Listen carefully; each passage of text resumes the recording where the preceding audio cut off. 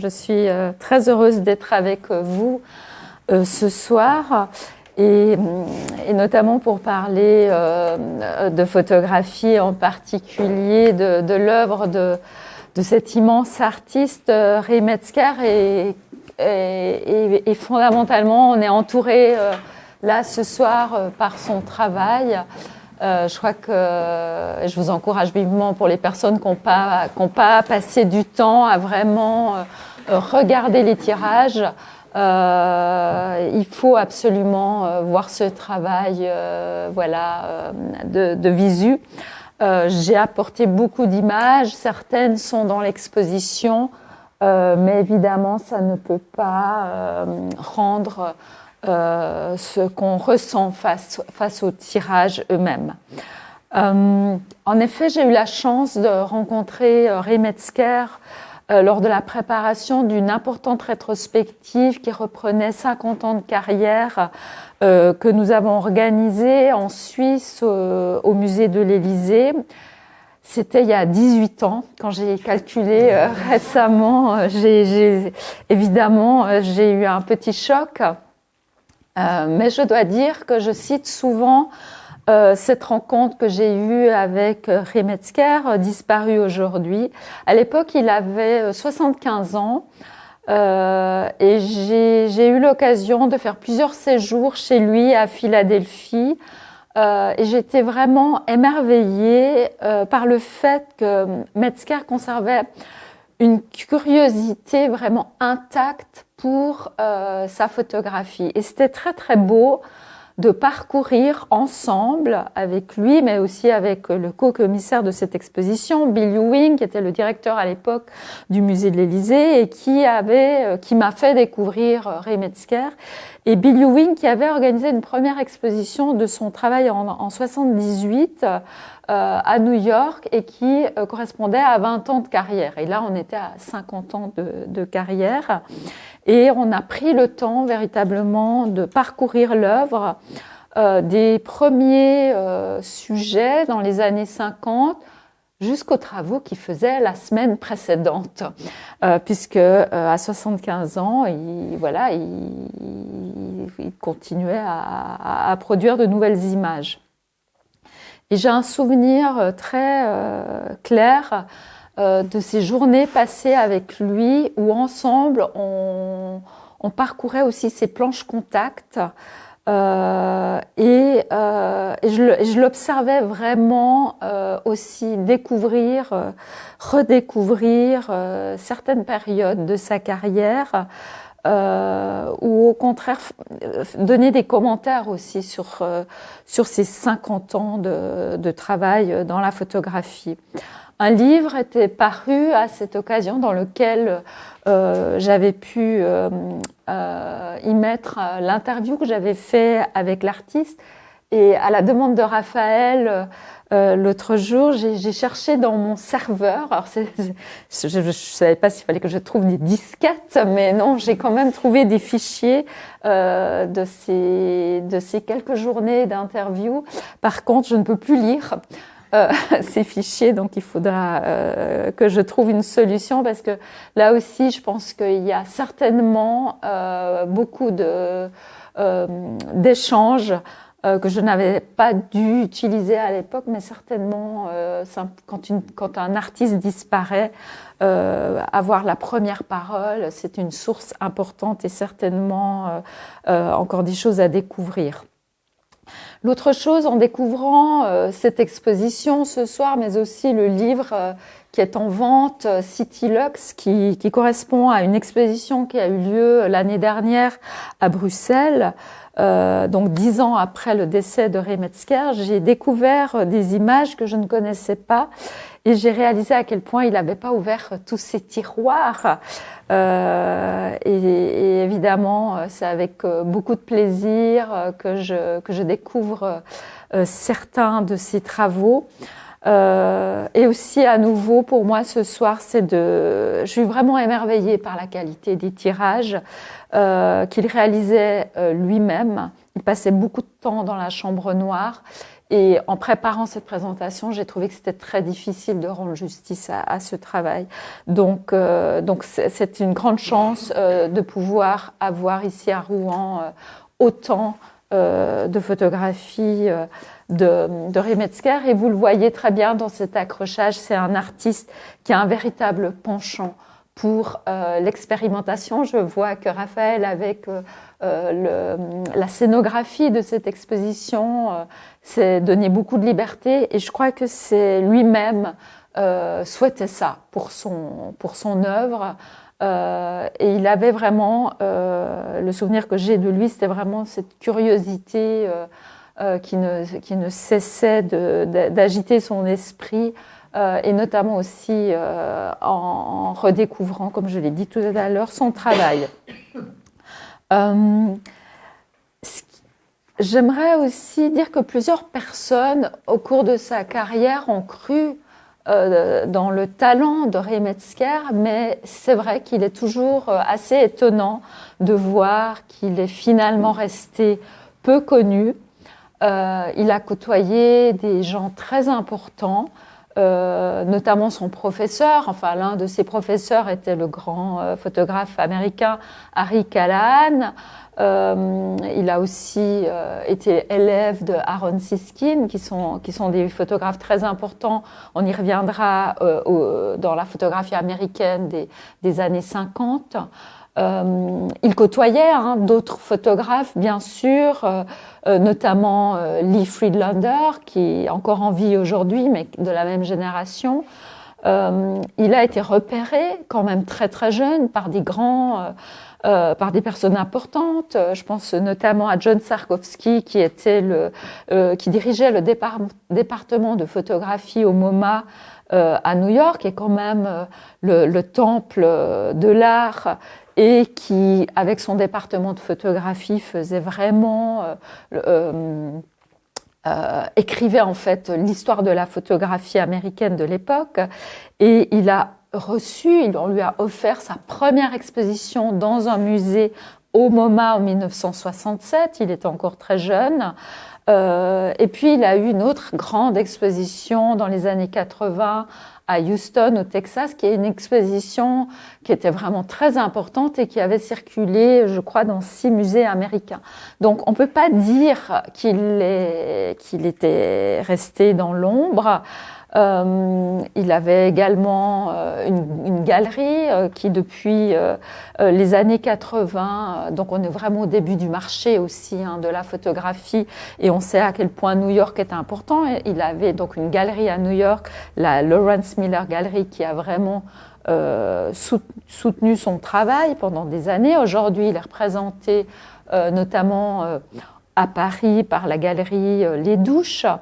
Donc Metzger a été vraiment entouré, mais c'est vrai qu'on se rend compte que même si on cite peut-être son nom ici ou là dans une histoire de la photographie, très peu de personnes ont vraiment compris l'importance de son œuvre. Aujourd'hui, il y a une fondation, un estate qui existe aux États-Unis depuis 9 ans, et j'espère véritablement que cette œuvre ne va pas tomber dans l'oubli.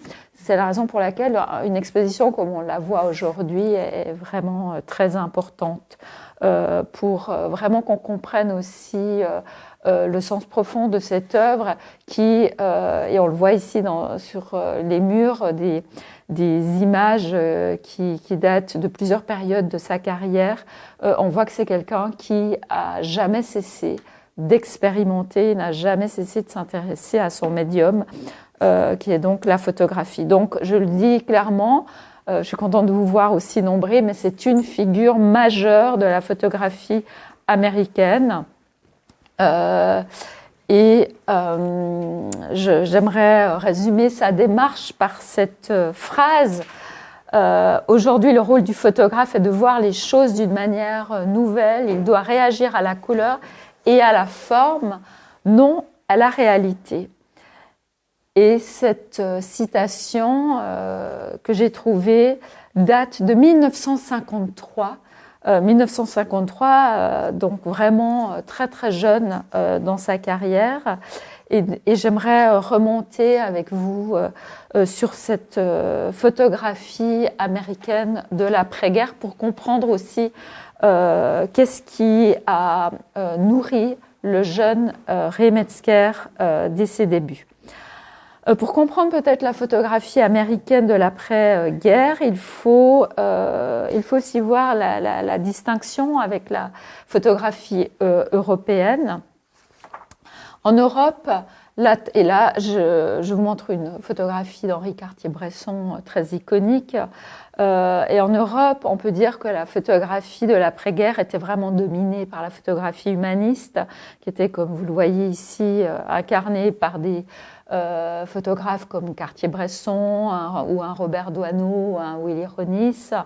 Et on était vraiment sur cette idée de l'instant décisif, la capture d'un moment fugace et cette idée d'une poésie du quotidien. Mais il y avait véritablement une narration dans la photographie, une dimension aussi sociale à cette photographie. Aux États-Unis, un autre courant s'est développé. Si on remonte juste avant la Deuxième Guerre mondiale, on a un groupe de photographes très important réunis autour de la Farm Security Administration. Et là, je vous montre une photographie de Walker Evans qui date de 1936. Et on voit qu'autour de notamment Walker Evans, il y a une photographie sociale, réaliste qui se met en place aux États-Unis. Mais après la guerre, cette photographie va laisser la place à une recherche photographique beaucoup plus formelle, plus expérimentale. On va voir que les photographes américains de l'après-guerre vont plutôt s'inspirer des arts visuels, de l'expressionnisme abstrait notamment. C'est l'époque des Jackson Pollock ou Franz Klein, et on va voir un minimalisme s'installer dans la photographie américaine. Et c'est une influence évidemment très importante pour Metzger, qui est donc un photographe américain, qui va, tout au long de sa carrière, beaucoup plus s'intéresser à une photographie qui est là plutôt pour expérimenter autour de la structure, autour de la matière, autour de la lumière, plus que de créer un récit ou une narration. Là, vous voyez une photographie de Minor White. On est en 1947. Et ce photographe qui a, je pense, une influence aussi sur Ray Metzger, où on voit que la photographie est là aussi pour laisser beaucoup de place à l'imagination. On quitte la question de la description, qu'on va plutôt trouver, une photographie documentaire qu'on va trouver notamment en Europe. Et il y a vraiment une volonté des photographes américains de l'après-guerre de se porter, de voir le médium photographique comme un langage autonome, qui est aussi capable de parler d'intuition, plus que d'être là pour documenter le monde. Et c'est dans ce contexte que l'Institute of Design de Chicago, qui est une école d'art très importante, qui est née en 1937 à Chicago, qui va devenir un véritable foyer d'innovation. L'Institute of Design, ou ID, comme on l'appelle aux États-Unis, c'était l'ancien New Bauhaus. Bauhaus, vous en avez certainement entendu parler, c'était cette école d'art très importante qui était donc en Allemagne, mais qui avait dû fermer ses portes avec l'arrivée d'Hitler au pouvoir. Et les professeurs du Bauhaus, Walter Gropius notamment, ou Laszlo Molinocz, ont dû quitter les États-Unis, l'Allemagne précipitamment pour les États-Unis, et c'est une nouvelle génération d'artistes européens qui vont s'installer aux États-Unis et poursuivre leur carrière dans un nouveau contexte, mais en amenant d'Europe dans leurs valises une véritable volonté de enseigner l'art, enseigner l'architecture, enseigner le théâtre, l'espace et la photographie à la suite du Bauhaus en Allemagne. C'est un enseignement qui valorisait, encourageait une approche expérimentale. Et cette école, New Bauhaus, qui va devenir l'Institute of Design à Chicago, avait été fondée par Laszlo Molinocz, donc, qui était donc venu d'Europe et venait du Bauhaus. Et c'est dans cette école que Ray Metzger va suivre une formation en photographie. Donc c'est une école, comme je le disais, qui valorise une approche d'expérimentation.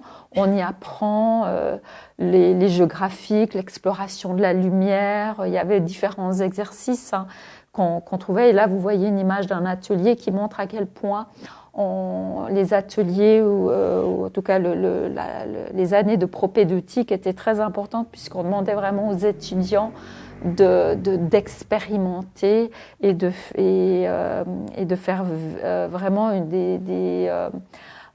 différentes explorations autour de leur propre discipline artistique. Cette école va devenir un centre majeur de recherche visuelle aux États-Unis, où la photographie va prendre une place majeure. Et c'est une photographie qui va avant tout être enseignée comme un médium artistique qui est capable de nous ouvrir les yeux différemment, où on va véritablement demander aux étudiants de dépasser le côté documentaire de la photographie et de considérer la photographie comme un objet plastique. Et ce que vous voyez dans cette exposition, on voit à quel point Ray Metzger va correspondre à cette volonté de faire de la photographie un langage plastique. Il avait commencé la photographie très très jeune. Il dit qu'il a reçu un appareil photo à l'âge de 13 ans. Et évidemment, à l'époque, il regardait dans les magazines. On voyait plutôt le magazine, par exemple, Look ou Life aux États-Unis. C'était du photojournalisme avant tout. Donc, évidemment, c'est ce qu'il a vu très jeune. Mais en 1956, parce qu'il va entrer dans cette école, l'Institute of Design, il a montré son portfolio à deux professeurs qui y enseignent, Harry Callahan et Aaron Siskin, qui vont donc le faire entrer dans l'école, mais ils vont l'obliger, et il parlait de ça véritablement, à prendre l'introduction à prendre des cours d'introduction aux techniques photographiques, où on lui demandait pas de sortir dans la rue, mais on lui demandait d'apprendre des techniques comme le photogramme, la solarisation, de faire différents exercices autour de la lumière.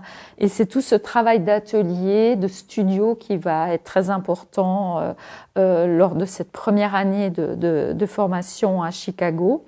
Et ce qui est aussi intéressant en y réfléchissant, c'est la figure de ces deux professeurs qu'il va avoir, où vous avez d'un côté Harry Callahan qui dirige le département photographique de cette école et qui va aborder tous les genres de la photographie, mais il va simplement dire à ses étudiants, il ne s'agit pas de penser à la réalité, mais de sublimer cette réalité, penser à la poésie que peut vous apporter la photographie, et il va vraiment inciter ses étudiants à trouver leur propre vision.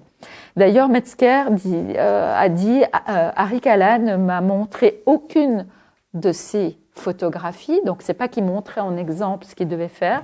L'idée était qu'on avait besoin de personnes, qu'il fallait suivre sa propre intuition, produire son propre art. On verra tout à l'heure l'influence que pourra avoir eu Callahan sur le travail de Metzger. Et l'autre professeur est Siskin, Aaron Siskin, dont je vous montre ici une image, qui était assez proche de l'expressionnisme abstrait. qui s'intéressait beaucoup au côté de texture, de matière. Il photographiait des murs, des roches, des graffitis. Donc pour lui, c'était des surfaces très intéressantes. Mais pensez à l'expressionnisme abstrait qu'on trouve dans la peinture. On a vraiment une analogie avec la photographie de Siskin. Siskin affirmait que les images photographiques devaient être des surfaces où l'on peut figer par là même dompter le chaos de la vie. Et ça va aussi profondément influencer Metzger. Et ce qui est intéressant avec ces deux figures, donc là vous avez une image de Callahan que je vous montre ici, où on a vraiment la question de la poésie au premier plan. Et comme vous le voyez, on est très loin d'un réalisme qu'on pourrait trouver dans la rue, mais c'est vraiment une question de jeu graphique, d'expérience visuelle qui nous est offerte. Donc très éloigné, je dirais, des recherches qu'on trouve en Europe à la même époque. Donc une photographie, ce sont des herbes hautes que Callahan a photographiées. Et là, une image de Ray Metzger en 1953, donc 3 ans avant d'entrer à l'école, où on voit véritablement que lui-même déjà, il est dans cette question aussi très graphique dans sa recherche. Et on comprend mieux en voyant ce type d'image pourquoi, par son portfolio, il a été accepté dans cette école. Ces deux professeurs sont très importants parce que Callahan lui demande de travailler avec la lumière, de vraiment expérimenter et de réfléchir en termes de langage photographique, mais comme langage artistique. Siskin va quand même l'envoyer dans la rue. Il va lui dire la photographie, tu as une caméra, il faut aller marcher et sortir, aller dans la rue.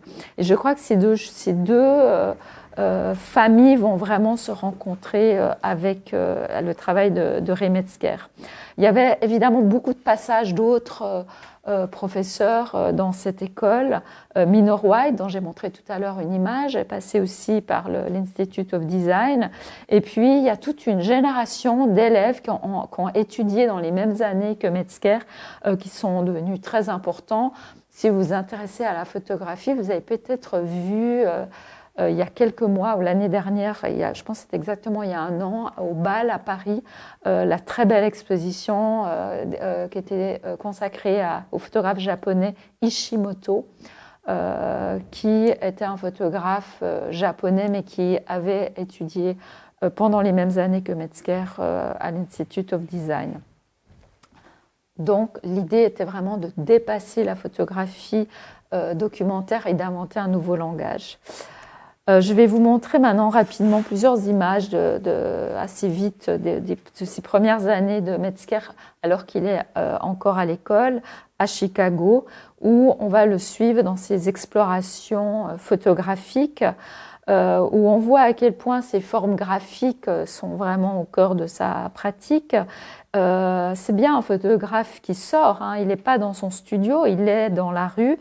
Mais vous voyez qu'il y a une orchestration visuelle dans la manière dont il va photographier. Là, par exemple, il me racontait, je me souviens, que c'était une poubelle de papier qu'il avait trouvée dans la rue. Donc, c'est des rouleaux de papier comme ça qui étaient ensemble. On voit aussi qu'il va commencer à observer les passants, les gens dans la rue. Et peu à peu, on voit aussi qu'il va chercher plusieurs distances avec ses sujets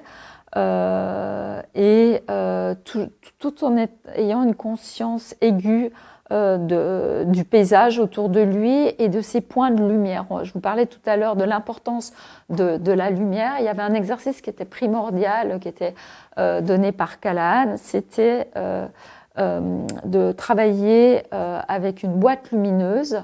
Dans cette boîte, on perçait des petits trous, on y mettait des objets qu'on devait photographier, mais on faisait entrer, on laissait entrer de la lumière, on dirigeait la lumière dans cette boîte à travers ces petits trous, on voyait des ombres et on voyait des éléments plus lumineux qui apparaissaient. C'était une façon de vraiment rendre conscient aussi les étudiants sur ces jeux de lumière et de commencer à comprendre aussi ce qui fait véritablement sens avec la photographie, c'est cette question de l'équilibre entre l'ombre et la lumière. Et là, vous voyez plusieurs exemples de ce jeune Ray Metzger dans la rue à Chicago, qui commence aussi à chercher des éléments dans les images qu'il va prendre, où il va jouer entre des éléments très lumineux, des éléments beaucoup plus sombres,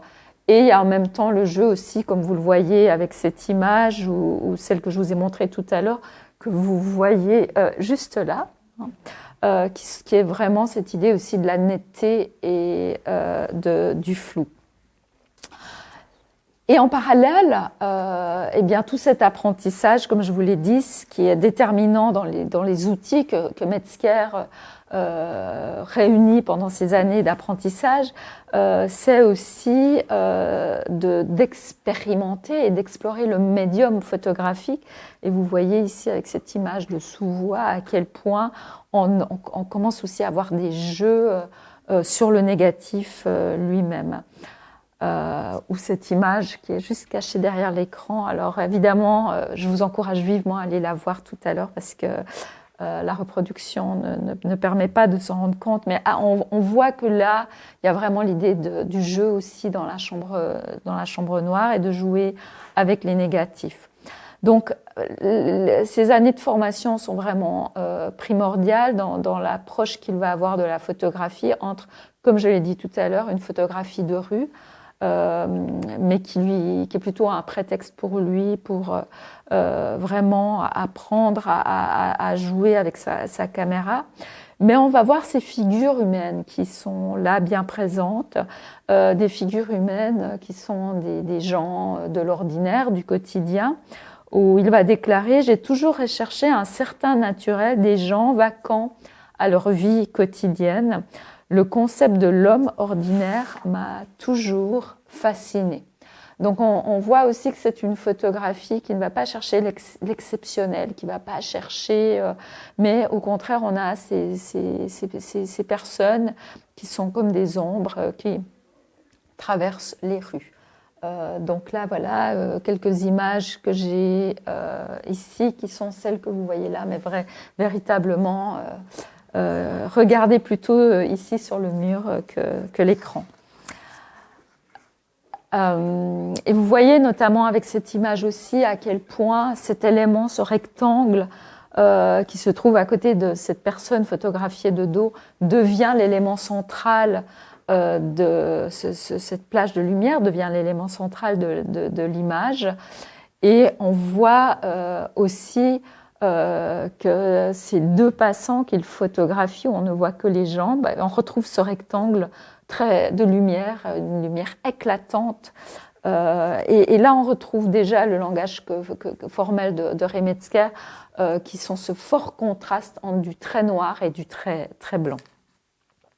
Et déjà, cette expérimentation qu'on va retrouver dans la décennie qui suit, et des images pour moi comme celle-ci qui sont tout à fait étonnantes, qui est donc une image qu'il a prise lorsqu'il était très jeune à Chicago.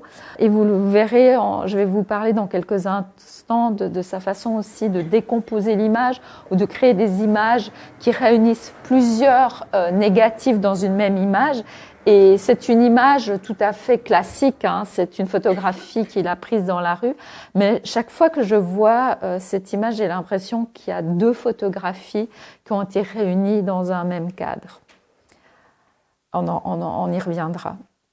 Et donc, comme tout à l'heure, et là vous le voyez ici dans cette série ici, ces jeux vraiment d'exploration du médium photographique.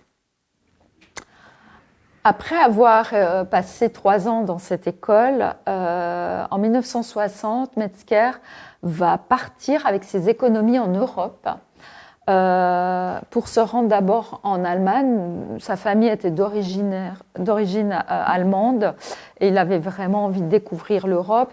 L'Europe a toujours été un peu le voyage obligatoire hein, pour les Américains, en tout cas dans le monde artistique. Et là, c'est assez intéressant que ce jeune Metzger décide de prendre des économies et de partir seul en Allemagne. Il va acheter une voiture, une Volkswagen, et il va voyager pendant 21 mois, presque 2 ans, à travers plusieurs pays d'Europe. Alors moi, j'ai un souvenir précis. Il avait assez peu parlé d'Europe au cours de sa vie. Mais pendant qu'on travaillait ensemble, il a été très intéressé à revoir les planches contact de ses 21 mois en Europe. Et je me souviens très bien de lui qui, à ce moment-là, il a découvert tout un pan de son travail qu'il avait oublié, qui est donc ce travail européen, ses premières années où il est à Paris, à Munich, à Innsbruck. Il va rencontrer le photographe Paul Strand, qui est alors en France. Et je vous montre quelques images européennes, et il va aller en Suisse, à Bâle, rencontrer un artiste qui s'appelle Jean Tinguely. Vous connaissez certainement cet artiste, ce sculpteur. Aujourd'hui, son œuvre est exposée au Grand Palais. Et il va beaucoup parler de cette rencontre qu'il a eue avec l'œuvre de Tinguely et des sculptures de Tinguely qu'il a vues en action. On y reviendra parce que la question de sculpture en mouvement, ou en tout cas d'une forme d'art qui prend forme d'une manière un peu chaotique, avec fracas et grand bruit, c'est quelque chose qui l'intéressait beaucoup. Alors là, on est dans ces différentes villes d'Europe, dans un paysage qui est très différent de celui qu'il avait à Chicago. Mais je me souviens très bien qu'il disait que ce voyage en Europe, il a réalisé, alors qu'il avait 75 ans, que ce voyage a une importance capitale pour lui, où on voit quelque chose qu'on va voir 20 ans plus tard dans son travail, un intérêt pour la nature qui apparaît dans ce travail européen. Mais alors vous le voyez aussi avec ces images, cette image, elle est là-bas, merci, juste là, voilà, vous la voyez sur le mur noir. On voit que pendant son travail en Europe, il va continuer à mener sa quête photographique. Et voilà une image iconique qui n'est pas dans l'exposition, mais s'il y a peut-être une image de Ray Metzger qui est beaucoup reproduite, c'est cette image du kayak qui est très très belle, où l'eau est presque noire. J'ai quelques citations que j'ai ressorties. Photographier, c'est donner un ordre aux choses. À travers l'objectif, les ombres structurent le chaos, mais parfois il est nécessaire de faire éclater le cadre pour obtenir une meilleure image. Je vous montre quelques images. Alors là, Ray Metzger est revenu aux États-Unis après ce voyage. Il va s'installer à Philadelphie, sa ville vraiment d'adoption, et c'est là qu'il va vivre la plus grande partie de sa vie. C'est là aussi qu'il est mort en 2014. Et il va, ça c'est aussi intéressant, évidemment, qu'est-ce qu'on fait quand on est jeune photographe? Il faut gagner sa vie. Et, comme je le disais, le marché de l'art, le marché de la photographie n'existait pas vraiment encore. Ce marché va se mettre en place dans les années 70 à New York, mais c'est quand même très difficile. Il y a très peu de galeries. Il va travailler avec la Light Gallery à New York notamment, qui était l'une des premières galeries qui représentait des photographes. Mais il fallait en effet quand même qu'il trouve un emploi. Alors il aurait pu travailler dans la photographie commerciale ou pour des magazines, comme l'ont fait beaucoup ses contemporains. Metzger va choisir l'enseignement et il va enseigner à l'école d'art de Philadelphie, ce qui va lui donner beaucoup de temps libre pour pratiquer sa propre photographie. Et là aussi, je trouve que c'est assez intéressant comme posture, c'est-à-dire qu'il considère vraiment que la photographie, pour lui, c'est une démarche, c'est vraiment un art, et il ne va jamais en faire vraiment une activité commerciale. On voit dans ces années de Philadelphie, ça c'est aussi une image qui est exposée, on voit dans ces années de Philadelphie que le noir de la ville est très présent, comme à Chicago, comme on l'a vu aussi en Europe. Il y a vraiment ce contraste extrême où il sculpte la lumière. toujours créant des noirs profonds et des blancs éclatants. La ville, c'est très important, on est vraiment dans cette structure urbaine. Et puis il y a une lumière éclatante. Si vous êtes déjà allé aux États-Unis, il y a une lumière qui est très différente de celle qu'on trouve en Europe et très vive, une lumière très vive avec des ombres très fortes qu'on trouve véritablement dans cette région-là des États-Unis, sur la côte Est. Et vous voyez ces passants qu'il avait déjà photographié pendant ses années d'apprentissage à Chicago. Eh bien, ces silhouettes qui sont là, qui apparaissent, c'est des gens qui semblent un peu isolés comme ça dans la rue, un peu perdus dans leurs pensées. Et lui, il évoquait aussi ce côté solitaire de ces figures humaines et il disait « Les vrais héros de notre monde, ce sont eux, même s'ils sont des anonymes ». Donc il avait quand même... ce que je trouve aussi intéressant dans le travail de Metzger, ce n'est pas qu'une histoire formelle, graphique, mais il y avait aussi une observation sur notre monde et notamment sur cette ville qui nous rend tous anonymes. Je vous montre ici une image qui n'est pas de Metzger, mais qui est de Harry Callahan. Et c'est toujours très perturbant de voir à quel point le travail de Metzger est très proche de celui de son professeur, Harry Callahan. Et Metzger était quelqu'un de très modeste et de très sincère. Et je me souviens qu'il m'a répété à plusieurs reprises, mais je ne connaissais pas le travail de Callahan. Callahan, c'était mon professeur, j'échangeais beaucoup avec lui, j'étais restée proche de lui après à l'école, mais je ne savais pas ce qu'il faisait véritablement. Et lui-même ne voulait pas me parler aussi de son travail, c'était plutôt des échanges philosophiques qu'on avait. Mais c'est assez troublant de voir à quel point Callahan crée des images. Alors on est aussi dans cette lumière très spécifique américaine et Callahan aussi s'intéresse à la figure humaine qui est absorbée comme ça dans la rue de ces gens qui sont assez seuls. Je reviens à Metzger, mais on va voir que Metzger, petit à petit, va se détacher de cette photographie qui est celle de ses débuts et de ses années à Philadelphie et va de plus en plus s'intéresser à des textures, à la complexité de la ville aussi. Et on va voir que ce Early Philadelphia, qui était ses premiers travaux après son retour d'Europe, on va voir que petit à petit, il y a une autre, pas narration, mais il y a un autre langage qui va peu à peu se mettre en place, où il va accumuler des fragments ou des ombres ou des compositions qui vont peu à peu donner une nouvelle partition, je dirais, de son travail. On est au milieu des années 60. Peut-être que j'y reviendrai tout à l'heure, mais il faut savoir que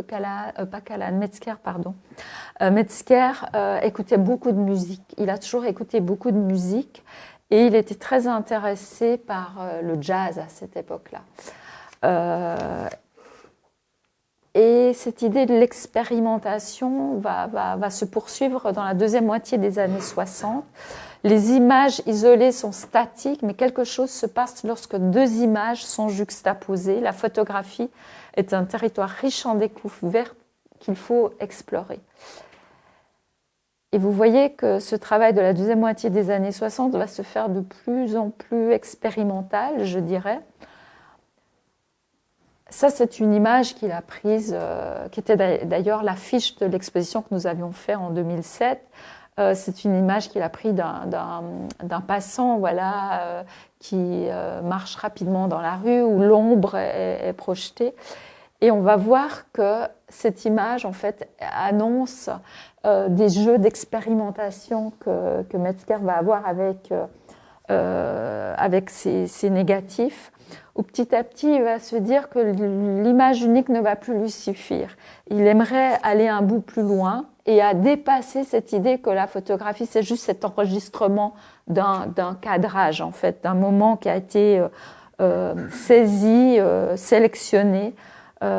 Et donc, il va commencer à regarder sa pellicule et s'intéresser à réunir dans une seule image, dans un seul tirage, dans une seule photographie, les deux négatifs qui sont côte à côte dans sa pellicule, dans son rouleau de film.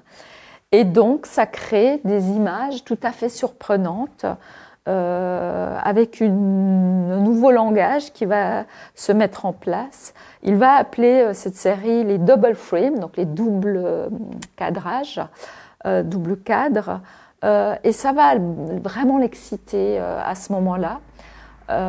Et comme je vous le disais, il écoute beaucoup de musique et il aime beaucoup aussi les rythmes.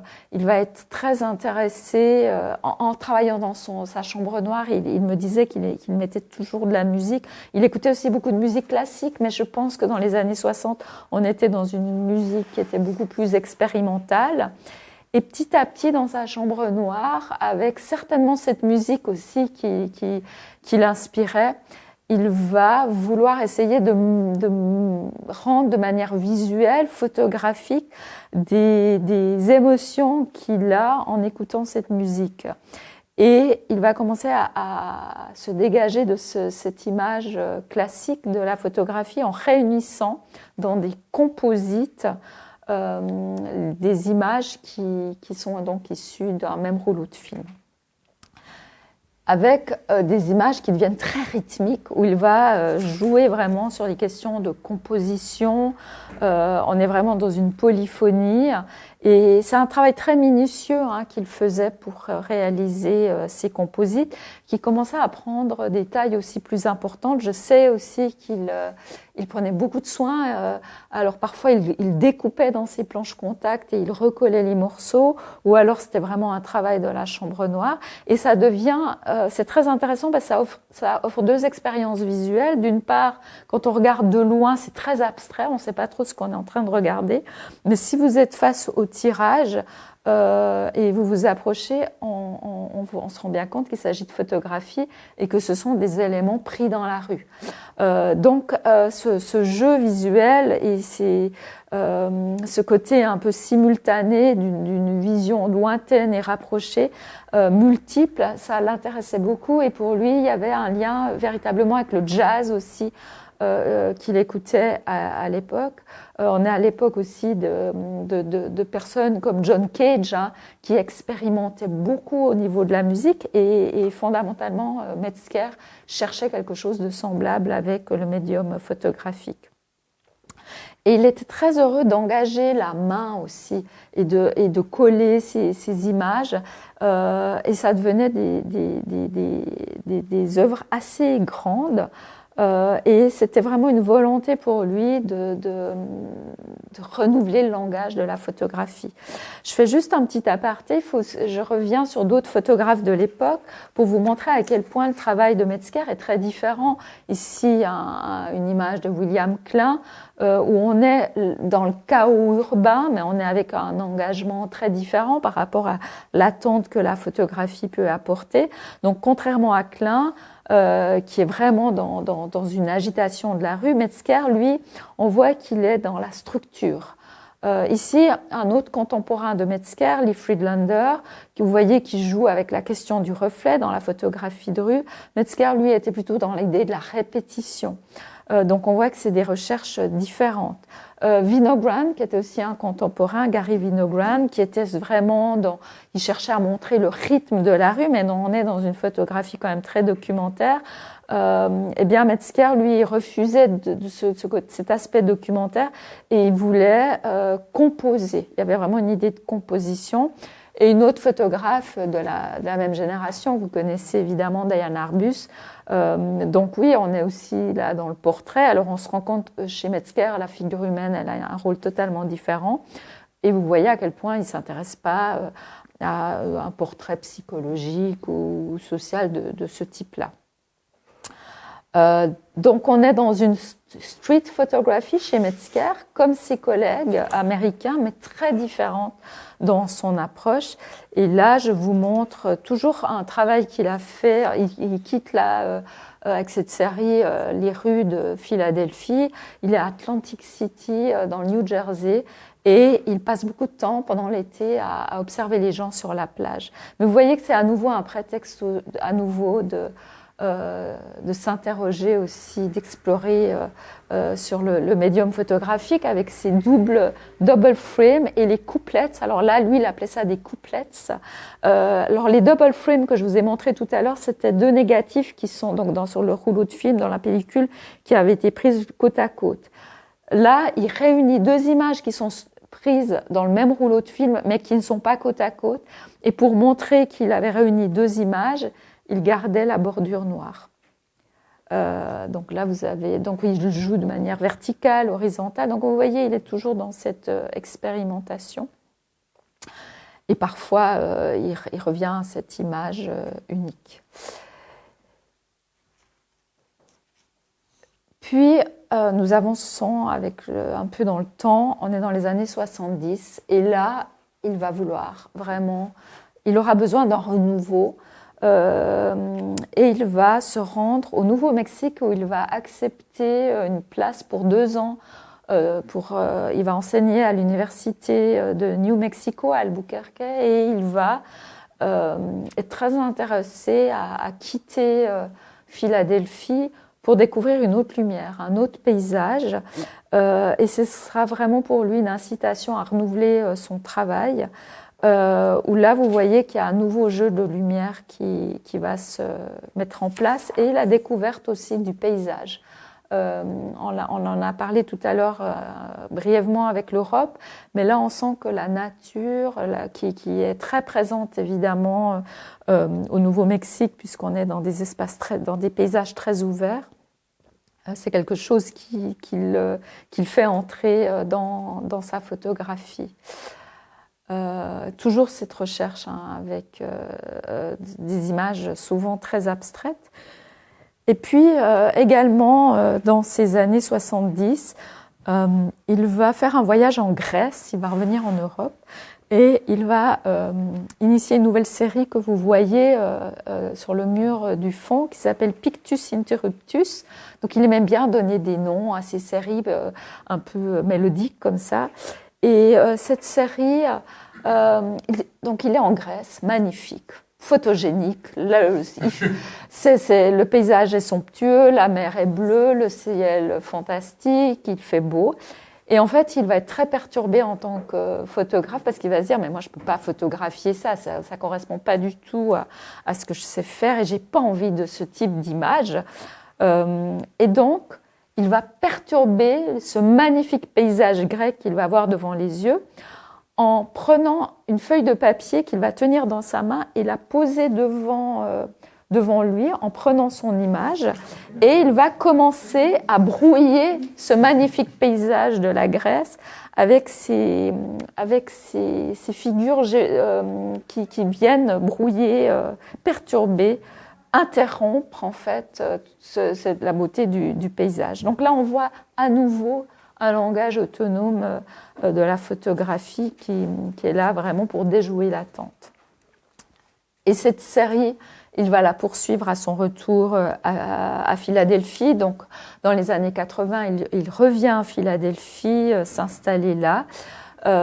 Et vous voyez dans ces années-là on est à la fois dans la rue, il y a à nouveau cette abstraction qui est très présente. Ce travail sur le flou, sur le net, aussi le travail, il continue toujours en parallèle de travailler dans la chambre noire avec différentes tentatives aussi d'images qui ne sont pas prises dans la rue mais qui sont des jeux de chambre noire.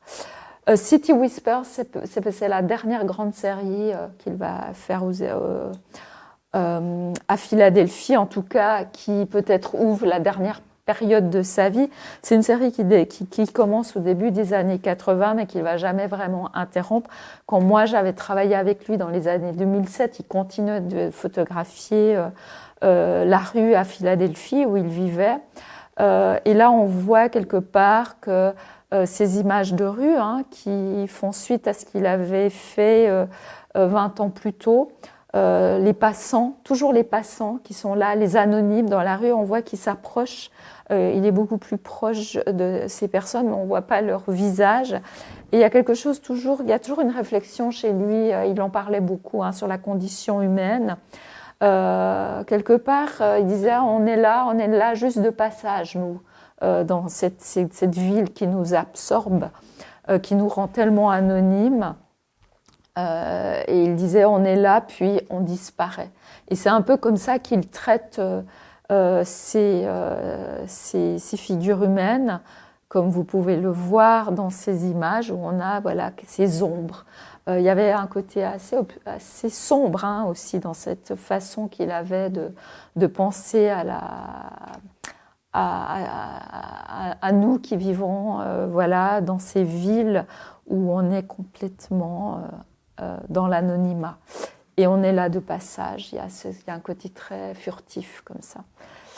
Avec des images qui pour moi, comme cette photographie qui est vraiment un chef-d'œuvre, je dirais. Alors on n'est pas dans deux images qu'il a réunies, deux négatifs qu'il a réunis dans une photographie, on pourrait le croire. Là on est vraiment dans une prise de vue unique, où on a ces deux personnes, cette femme qui reçoit cette lumière vive sur le côté, et cet homme qui a déjà passé dans l'ombre. Et on a vraiment l'impression, dans la manière dont l'image est construite, mais la même chose ici, avec cette photographie de cette voiture qui a été recouverte, on a vraiment l'impression qu'il réunit tout ce qu'il a expérimenté aussi avec ces différents jeux d'exploration autour du médium photographique.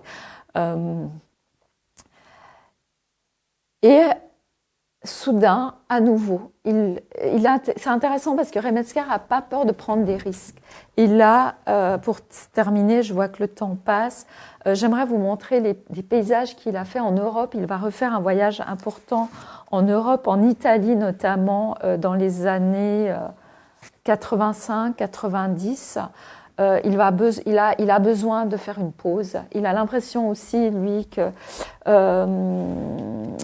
son œuvre, il sent qu'il a besoin de se renouveler, il a véritablement envie d'arrêter un moment. C'est aussi intéressant, quand je discutais avec lui, il a parlé durant sa carrière de 50 ans, il y a eu des moments de pause, véritablement. Il pensait qu'il s'essoufflait. Et il va partir en Italie en voyage pour se reposer, simplement, pas pour travailler, après avoir fait cette grande exposition qui avait eu lieu à Houston, une exposition qui était une rétrospective qui revenait sur vraiment l'ensemble de sa carrière.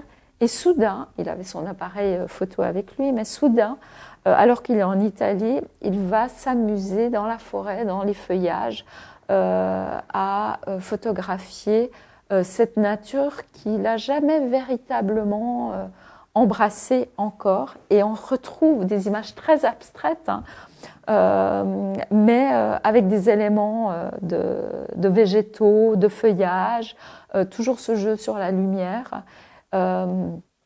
Et c'est aussi à cette époque-là, après ce voyage, il va acheter une maison en Utah, aux États-Unis, qui est dans le désert américain, de l'Ouest américain. Et dans cette région-là, il va aussi s'intéresser beaucoup au paysage.